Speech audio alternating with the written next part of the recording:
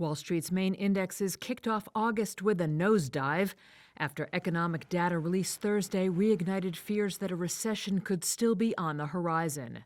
The Dow shed 1.2%, the S&P 500 lost nearly 1.4%, and the Nasdaq plunged 2.3%. Stocks initially opened higher, buoyed in part by Meta platforms, after the Facebook parent issued an upbeat outlook for the third quarter. Shares gained nearly 5%. But stocks headed south after data showed a measure of manufacturing activity from the Institute for Supply Management dropped to an 8-month low in July, signifying contraction. And the number of Americans filing new applications for unemployment benefits last week increased to an 11-month high. Those signs of further economic weakness prompted Eric Diton, president and managing director of the Wealth Alliance, to wonder whether the Federal Reserve should have cut interest rates at the end of its policy meeting this week. I would say to Jay Powell, careful what you wish for, my friend. You were fighting for the 2% inflation. Well, to get to 2%, there's collateral damage. And collateral damage is a slowing of the economy. Now, he wants that soft landing.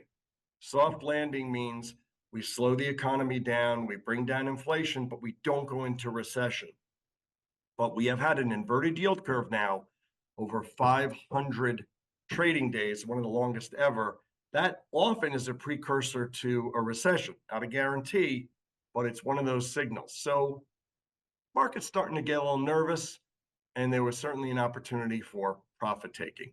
Investors will eye the non-farm payrolls report on Friday for any signs of further labor market weakness.